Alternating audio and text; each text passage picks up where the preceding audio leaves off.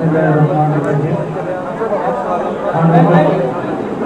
Chief Minister Janab Mahmood Ali Sahab, Honorable MLA Janab Mumtaz Khan Sahab, all the corporators, my dear students and parents and media friends, सबको ये inauguration programme को मैं welcome करता हूँ। Minority residential school CM साहब का flagship programme है। भाई रमजान के महीने में मुसलमान पेरेंट्स के लिए एक सीएम साहब का एक बहुत बड़ा एक गिफ्ट है ये, इसलिए मैं सीएम साहब को मैं बहुत बहुत शुक्रिया अदा करता हूँ। तेलंगाना स्टेट में 204 रेजिडेंशियल स्कूल्स माइनॉरिटी बच्चों के लिए हमारे सीएम साहब सैंक्शन किए हैं।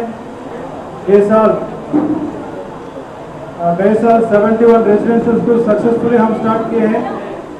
ये साल 121 न्यू स्कूल्स हम स्टार्ट करने वाले हैं। अल्हम्दुलिल्लाह ये स्कूल ग्रैंड सक्सेस हुआ है। आप ये नहीं सोचना है ये गवर्नमेंट स्कूल है, ये एक इंटरनेशनल स्टैंडर्ड में ये स्कूल हम चलाएं। बिस्मिल्लाहिर्रहमानिर्रहीम। अस्सलाम वालेकुम। आली जनाब मोहतरम मुकाम महमूद अली साहब, डिप्टी चीफ मिनिस्टर, मेरे बरादरम अकबर हुसैन साहब, माइनॉरिटी चेयरमैन शफीउल्लाह साहब, गुजारिश है कि जो गवर्नमेंट इंग्लिश मीडियम स्कूल है ये, जब हुकूमत की जानिब से जिम्मेदारी होना चाहिए कि आप बड़ी मेहनत और लगन के साथ पढ़ लिख कर काबिल बने, और खुसूस कर के तालिबात के जो पेरेंट्स हैं मेरी उनसे गुजारिश है आप बड़े सब्र और तहम्मुल से काम लें, क्योंकि आप अपने बच्चों को घर से दूर रख रहे हैं। ये बड़ी हिम्मत की बात है। आपको सब्र और तहम्मुल से काम लेकर अपने बच्चों को ये तालीम हासिल करके इस मुल्क के अच्छे तलबा में आपके बच्चों का नाम होगा, क्योंकि खुसूस कर लड़कियों के लिए आजकल तालीम बेहद जरूरी है। आज के माशरे के अंदर जो हालात पैदा हो रहे हैं, लड़कियों के साथ जो ज्यादतियां हो रही हैं, ये तालीम की पसमानदगी की वजह से जब लड़कियां पढ़ लिख कर काबिल बनेंगे, अपने पैर पर आप खड़े रहेंगे, तो आज ये माशरे की तमाम बुराइयां खत्म हो जाएंगी। मैं मेरी जानिब से और मजलिस इत्तेहादुल मुस्लिमीन की जानिब से आप तमाम लोगों को मुबारकबाद पेश करता हूँ। शुक्रिया। अस्सलाम वालेकुम रहमतुल्लाहि व बरकातहू।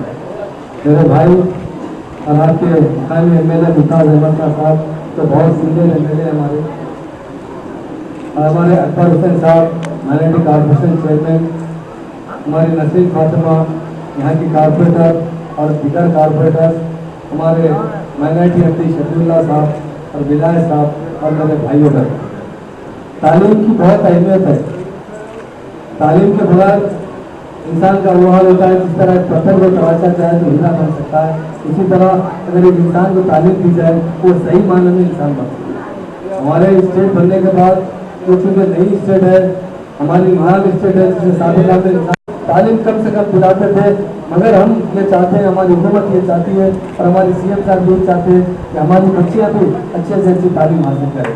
और एक बच्ची का तालीम हासिल करना तो खानदान को तालीम देने के बराबर है। जैसा हमारे एमएलए साहब ने कहा कि लड़कियाँ अगर तालीम याफ्ता हो तो खुद अपने पाँव पर ठहर सकती है, अपने मसाइल हल कर सकती है।